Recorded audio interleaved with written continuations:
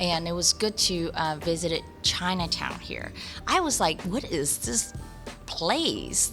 Because I think a lot of people, when they come to Chinatown, they think this is how, it's just exactly the same as what you would experience overseas. For those who are Chinese and Chinese immigrants would know, no, actually, Chinatown is a uniquely Chinese immigrant experience. Hello and happy International Women's Day. That was Connie Chan, the current supervisor in District 1. I'm Jeff, and this is Storied San Francisco. In this podcast, we meet Connie and learn about her early life. She was elected supervisor in 2020 and assumed office just more than a year ago. D1 basically comprises the Inner and Outer Richmond. Connie was born in Hong Kong and spent her first 5 years there. Then her family moved to Taiwan, where they lived until she was 13. An aunt and uncle already lived here in Chinatown, and after Connie's dad passed away, her mom moved her and her brother here to be with family. A lot of this episode is about a young Chinese immigrant navigating the experience of living in a new place. But for Connie, having the network of family and friends already well established did wonders for her and her family. Here's Connie. We took office in 2021, and it was still, even then, it was still not in person. All of us was sitting in our own office, and then just staring at each other on Zoom. Okay. I would say officially in person was really when everybody was vaccinated, and it's June. Later last Yeah, summer. like May or June, like in 2021, that we then suddenly all in the same room in chamber. And then at one point, I don't know if you remember, at one point like June that we get to not have your mask. Yeah. So we have our mask off and hang out in the chamber, all 11 of us, plus our clerks and city attorney, and it was just like a moment. Totally. It really was, I would say it was a game changer for me at least. Yeah. Communicating with my colleagues in person. Right. Amazing. So many things we took for granted. Yes. I guess one of the silver linings, I think, of the pandemic is realizing those privileges that we just day to day that we just take for granted. It's the reason why I look forward to next week. Yeah. Because it's happening again. Yeah. I know that I think if anything, one thing that I learned that is certain in pandemic is you just have to be adaptive of the uncertainty. You have to roll with the punches. Yeah. So. We're still in Lunar New Year celebration. Totally. So, Happy New Year. Happy New Year. And who the heck am I talking to? Well, my name is Connie Chan. Now, officially, I am the District 1 Supervisor for San Francisco's Board of Supervisors. Yes, you are. You also happen to be my supervisor.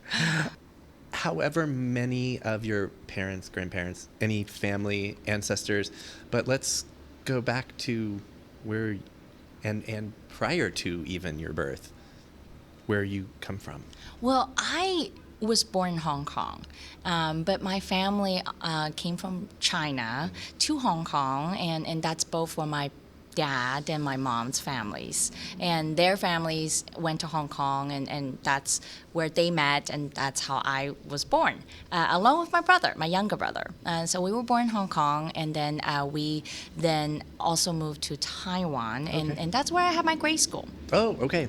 Yeah, it was good. And so my family, I still have some families living in Hong Kong right now, but my mom's sister, older sister, and her brother-in-law were the first one, really, from the family to decided to come to United States. Okay. And San Francisco was the town that they decided to settle. Couple things I want to know, going back really quickly. I love to hear the story, if you know it, of how your parents met. You said both of their families lived in Hong Kong. Do you know the story of how they met each other? Totally. My dad actually was a police officer. Oh, okay. But specifically, he was working with youth. And it's it's sort of what we in San Franciscans would know as community policing. Okay. It's like a police officer working with youth and making sure they don't, get in trouble. Do things that youth do. Yes. And then meanwhile, my mom was a social worker. Oh. and like, working with youth too. So that was how they met. Okay. And Was it one kid that brought them together? Yeah. I have no idea. I think it's a group of kids. So they Yeah. did a lot of stuff together as like getting the kids to like camping and barbecue and just youth activities and that you would actually do with camp. I think that's how they met. I think they met Okay. at youth camp. That's Can you cute. believe it? That's cute. So But that's my parents they met and got married in Hong Kong. in Hong Kong. And you and your brother were born there, is that Yeah, correct? Okay. yeah. And how old were y'all, or how old were you when you moved to Taiwan? I was 6. Okay, so you remember that. Totally. You like, have memories of living in Hong Kong also a little bit. Yeah, and also because throughout the years we also went back and visit, Right, and right. my grandparents when they were alive, we went back and visit them, and my aunt and my uncles are still there too. My dad had 9 siblings, Oh, wow. 1 sister, 1 younger sister, and all of them were younger brothers. Do you to have him. a million cousins? I or- do have a million cousins. And it's like when we went back to Hong Kong for like family gathering, like you literally have to book like a banquet room. Right. Right, because it's like not only that, especially now this age, well, my dad passed and my grandparents sorry. passed. Thank you. But it's still like I have my auntie and uncles and they have their kids, which now all my cousins now also have their kids. And in fact, one of my cousins actually is also now a grandparent. Oh, wow. So there's 2 more generations Oh my now goodness, after right? you, yeah. So it's pretty amazing when I go back. Yeah. Are you kind of in touch and friendly with all of them, most of your cousins? I have to be honest, I don't remember all my cousins' names. Because there's so many, right?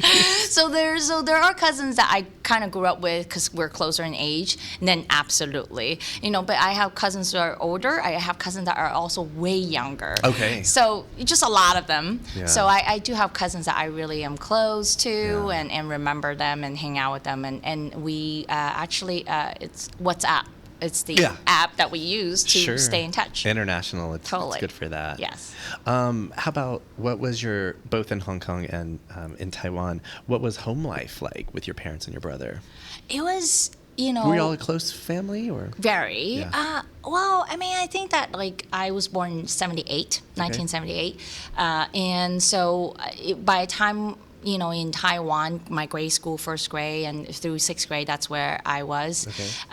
It was In the the 80s, 80s. and it was very different then, right? I mean, the 80s, like parents were definitely very, very busy. They're working, and you sort of given a key, and then you are kind of on your own. You drop off at school, or you actually Latch-key. walk to school, Yeah. on your own, and then you have your key, and then you kind of walk home by yourself. or with Latch-key, your brother. right, is what they call it. Yeah. Similar to a lot Here. of kids here in that time. And I think that was sort of the trend globally. Like parents are super busy, their view of their kids is like, hey, you can walk and you got a key. You can speak. And so you're fine. Like do your homework and then you walk home. So that was me and my brother. So Okay.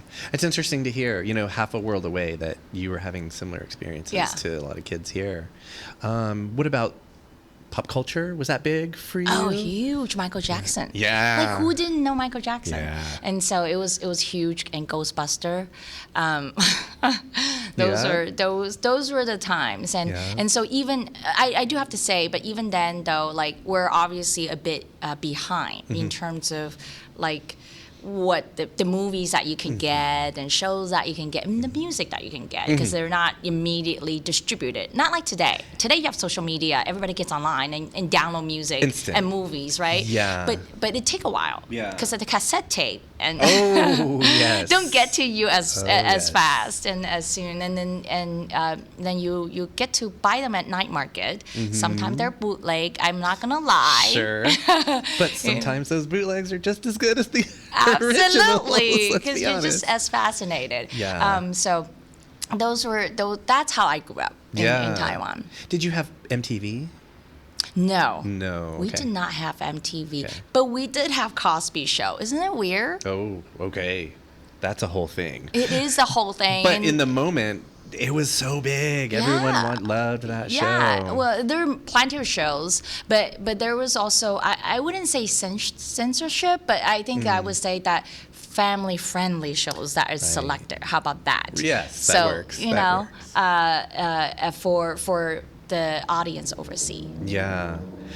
Okay, well, I can't really, unless there's anything else you want to talk about before your family came to the U.S. Well, I think what is fascinating is that, like, my mom as a social worker, also as a piano teacher, you know, then, and my uncle who came, before he came, he was a university professor, and my aunt was a Cantonese opera singer. Wow. But I think the moment they came to the U.S., they become their jobs or the way they make a living significantly change. Yeah. And I think that's the stories of immigrant. Yeah. Who they were versus who they end up here and how they can survive really changed the way they view not just life in general. I think that it changed the way they view life for their kids. Yeah, and it must have been different for artists, I would think, like your aunt and uncle. Yeah, my aunt, she was a Cantonese opera singer. She just loved to sing. And when she was in Hong Kong, like that's pretty much like she just practiced her singing and that was her daily routine. But the moment she came here, she had to make a living. And so the one and only job that she felt that she could really do was a dim sum waitress. Okay. And the reason why I didn't just say waitress, but dim sum waitress. Specifically. Because it was very different then. Dim sum waitress, then, she came during the 70s, you know, is in Chinatown, in San Francisco's Chinatown, and it's very small restaurants, and it's a steamer. The cart, that you right? have to carry. Oh, the steamer itself. Yeah. No cart. No cart. Oh, goodness. And like you carry a big steamer and it go around your neck, and it's like a big old steamers with little dim sum trays in the steamer, and then they also have a belt to make sure it wrap around you so you don't. So it doesn't lose. Yeah, you don't lose it. Yeah, and then you walk around and you call out the tray that you're carrying, like the dish that you're carrying, and then people will come and then you open the steamer and then you hand the tray. Hand and, yeah, because and they're actually glass dish, really, right? Like, and, because back in the day, it's like there's not really plastic, so to speak. Right. And so that was that was her first gig. My goodness. And my uncle, who was a university professor in Hong Kong, and he was a teacher. But the moment he came and for his trade, the only thing that he could find, but it was actually a good paying job comparing to a lot of immigrants end up have to do, he was a bookkeeper. Okay. For Empress of China. Oh, wow. And like he would be at the bottom floor of the Empress of China with his like little bookkeeping, because he can speak English and Chinese. And so bookkeeping was huge, because then you can like try to figure out tax law, and it's not quite the accountant, right? Right. Yet. Bookkeeping. Yeah, but just it's bookkeeping. Different. But it was still critical, because you got to be able to read papers. Right, and in English. Make sense of numbers and Yes. all that stuff. Okay, so it sounds like it wasn't just your immediate family. It sounds like That's right. some of your aunts and uncles and other people came. Do you know who was first and why San Francisco? Not that it's unheard of, but Right. could have been LA, could have been Seattle, True. could have been anywhere ultimately. That's right. Do you know That's why San Francisco? Why your family came? Chinatown. Yeah. It's really because of Chinatown. Okay. I think that at that time, that San Francisco's Chinatown is known and established, and as much as so much reason why we had Chinatown, because of discrimination and racism, that you cannot go anywhere but this space. It also became a haven for immigrants. That's where they have a network of each other, and they can help each other to find jobs and help each other find housing. There are people who came before them or us that were able to own land and own building, that Right. then what they do in return for their community is to lease out rooms Within to the building. other Yeah, immigrants, and because when you're immigrants, you actually don't have credit, Right. and without credit, Starting from scratch. you cannot lease even an apartment or a room. Right. And so the only way that is the trust that you would have is that you know somebody Okay. and they're willing to lease you a room or an apartment. Okay. Really just more like rooms. Right. Is that what your family did? Or Yeah. you all moved to Chinatown? To Chinatown Okay. on Jackson Street, Okay. between Stockton and Grand, in this Oh. 1-bedroom apartment. All four of you. Oh yeah. Yeah. And 1, 2, 3, 4, 5. Okay. Yeah, because my aunt and uncle, and then my mom, and my brother and I. Okay. And we were kids, so me and my mom and my aunt shared the bedroom. My brother slept on the couch, and my uncle had a partitioner, in the living room, and with his bed. And that was my first year in San Francisco. Was this your first time to come to San Francisco? Had you visited at all? I visited the year before I came. I want to hear that story because I Yeah. love hearing people's first impressions. Yeah. Well, it was very strange. I don't think it was the usual because I play Chinese mandolin. Oh, okay. And my brother played Chinese flute. And we were part of this classical Chinese band, so to speak, or like a symphony. Yeah. And we're like little kids. Yeah. I was, sixth grader, fifth grader, and my brother was a little bit younger. He's a year younger than I. So we came here to perform. It was the year before, and it just so happened San Francisco was one of the stops because we stopped many different places to perform. We went to San Diego as well, but San Francisco was one of the stops. So my mom was like, "Your aunt and uncle live in San Francisco, yeah. so when you go, like, let's go." And my mom was a chaperone with us, so then she came with us, and we visited my aunt and uncle, and I get a chance to perform and as well. So it was a lot of fun. Yeah. How many? Was it a short stay here? Or 2 on that? weeks. Oh, 2 weeks. It was only a 2 weeks visit, and you get to go to different places Yeah. and perform. What other things did you do in those 2 weeks, or did you? We Kinda visit hunker down? Yellowstone. Oh, wow. We visited Hawaii, Yeah. and we perform along the way, Yeah. and it's supposed to be sort of this education trip. Yeah. And you learn to perform, so you learn American culture. You get to eat McDonald's. Because, in Taiwan, we have McDonald's, we have Wendy's, Yeah. but it was sort of like this amazing American culture. Not everybody eats burger, right? It Right, was just right. weird. And beef is just this amazing thing that Yeah. you have, and fries. Oh, and, God. and it just, so it was a good trip. Yellowstone. That's I know. You said education. And Yeah. I mean, I've been to Yellowstone a couple of times. It's amazing. Yeah. And educational the whole time. I remember just learning, and then all the animals, all the the volcano that's under the lake, and all that amazing stuff. It was. And, for a kid at that time, was like 11, 12-year-old, it was amazing in a sense that I'm learning, also, by the way, English. I was going to ask, Because everything was in Chinese. did you know English? No, not at all. Okay. So it was like a chance to sort of like hearing people speaking English, and you try to learn about it. And in every places you go, they're all in English, so I'm learning. And then also translating, because now you're going back and forth. It's like, oh, this is what it is in English, and this is what it was in Chinese. So it was an experience. Mm-hmm. And what language did you grow up learning or speaking? Oh, I was born in Hong Kong, so my family they spoke Cantonese. But during my grade school education in Taiwan, it was in Mandarin. Oh. So I'm one of the very lucky few that I can have both. Okay. And when I came here to the States, my mom insists that we try everything we could to speak both. Okay. And then definitely at home, it's like a lot more Cantonese, but I think once you have your education, your elementary your grade school education in that language, it kind of just stuck with you. It's there, yeah. Yeah. So and Mandarin, it's always my go-to. Okay. When I write Oh, interesting.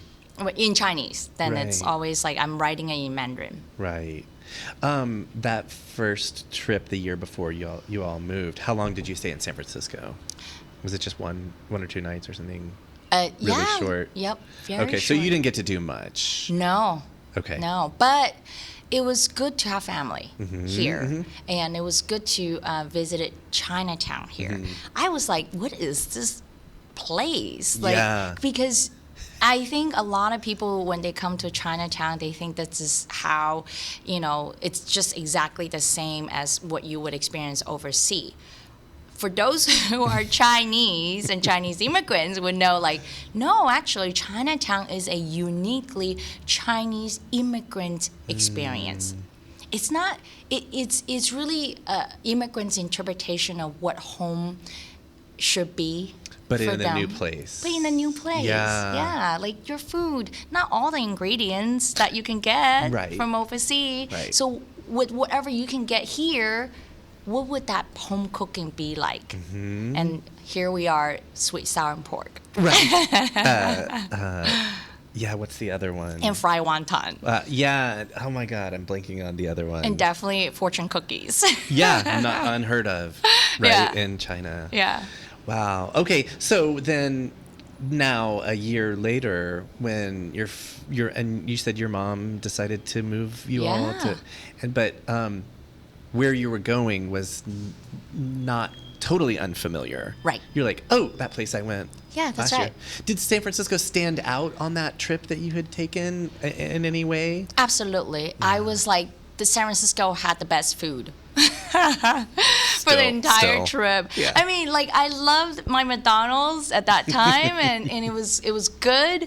But San Francisco just have all the options that I thought that was the best. Yeah. So I did say to my mom, if we ever move to United States and if we're gonna settle in one place, I just think that San Francisco is the place to be. Okay, so maybe you had a little bit of influence on that.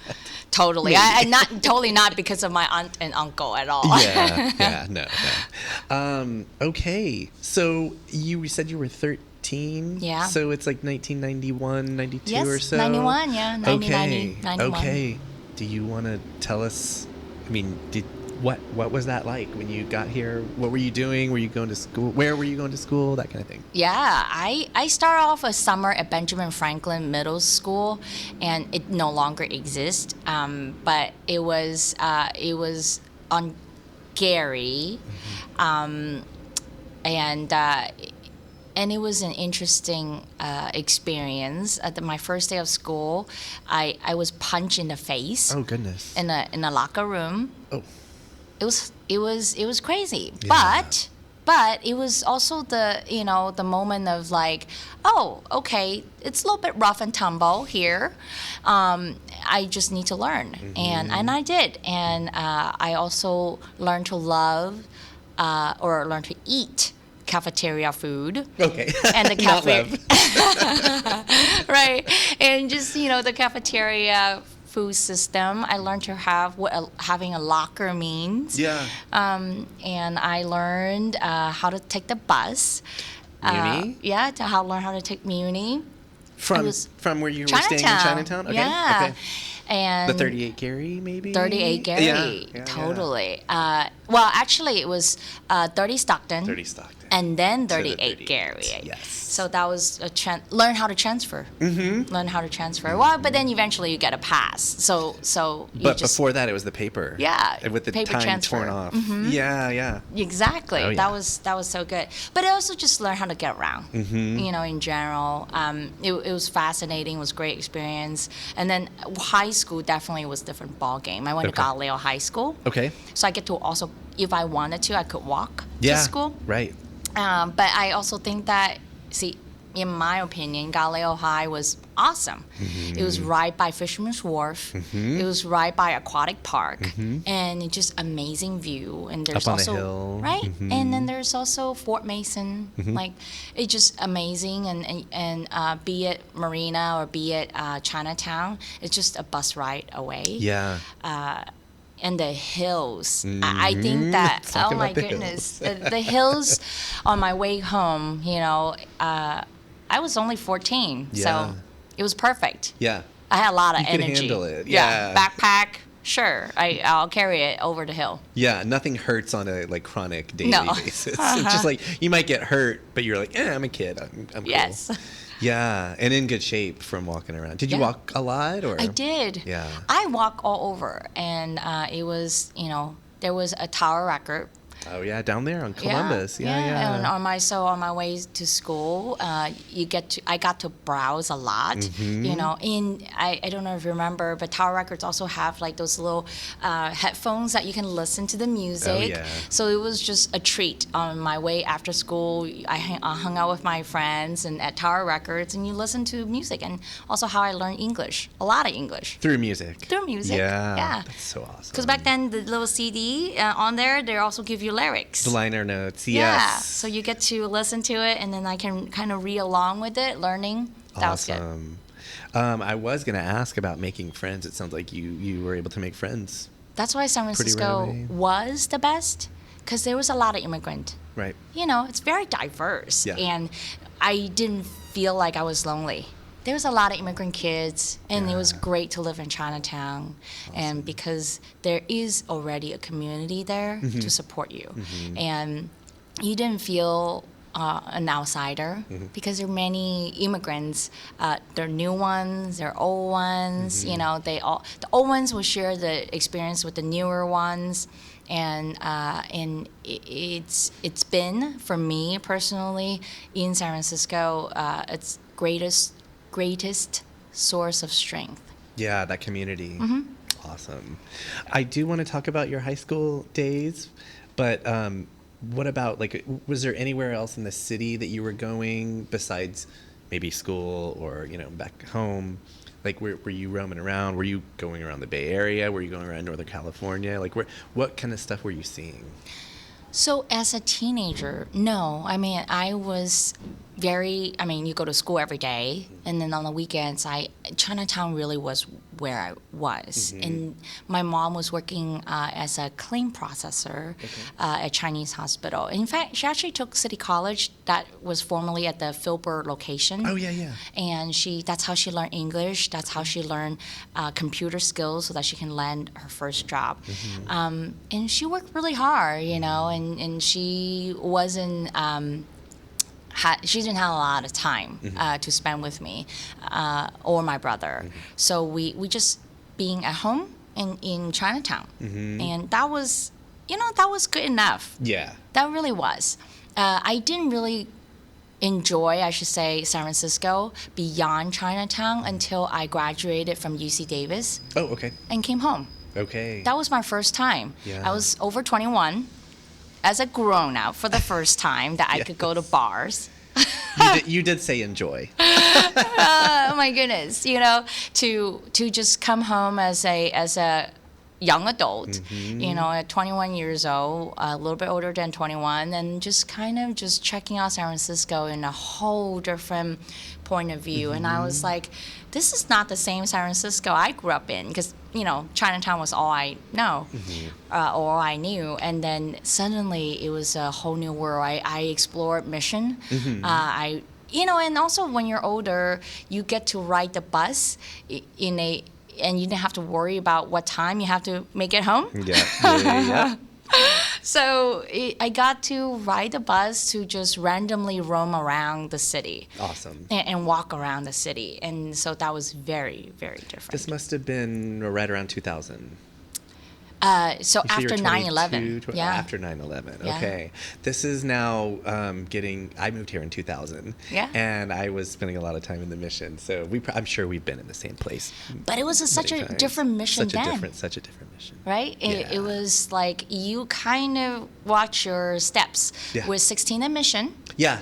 But then you get to enjoy like so much food. So many different types of food. Yeah. And if you have $10 in your pocket, then you get a good meal. Yeah. That lasts you entire day. Like you get a good drink and a good, I don't know, burrito somewhere. I was gonna say not just burritos. Right, but not a just burrito will do. Or like some greasy Chinese food. Totally. Like that is so awesome, and greasy dim sum somewhere. So it was awesome for my time as young adult.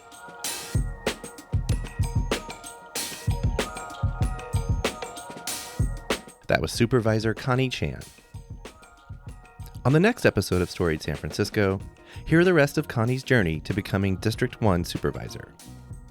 Part 2 drops Thursday wherever you listen to podcasts. Music for the podcast was produced, performed, and curated by Otis McDonald. Original photography is by Michelle Kilfeather. Aaron Lim of Bitch Talk Podcast is our contributing producer. And the show is produced and hosted by me, Jeff Hunt. Now in our 4th season, we have more than 180 episodes available on our website, storiedsf.com, or wherever you listen to podcasts. If you can, please rate and review the show so we can reach even more folks. We love email, and we'd love to hear from you. Drop us a line at storiedsf@gmail.com. Thanks for listening. Stay strong, stay healthy, and we'll see you next time on Storied San Francisco.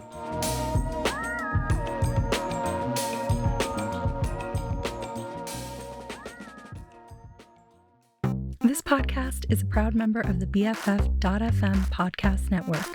Learn more at podcasts.bff.fm. BFF.FM, best frequencies forever.